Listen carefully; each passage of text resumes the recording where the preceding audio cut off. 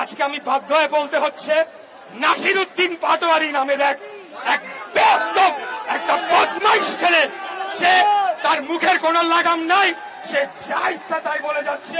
সে শুরু থেকে সে কথা বলে যাচ্ছে আমাদের নেতা সম্পর্কেও বারবার সে বিরূপ মন্তব্য কটূক্তি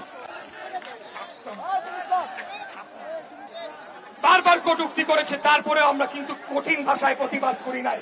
আর বসে থাকা যায় না ভাইয়েরা।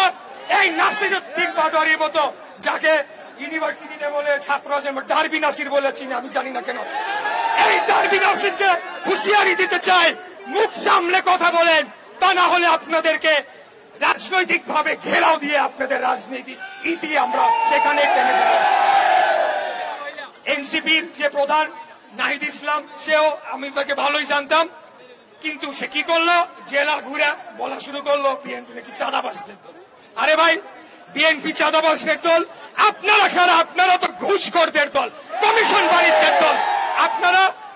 আপনারা যত ধরনের সরকারি ক্রয় কেনাকাটায় দুর্নীতি অনিয়ম আছে সবকিছু করছেন, এবং প্রত্যেকটি মন্ত্রণালয়ে একটা করে কমিটি গঠন করতে হয়, সেটা শুনেন আপনারা। সেখানে 2 জন করে ছাত্র প্রতিনিধি বসাই দিছে, এরাই সব সিদ্ধান্ত নেয়।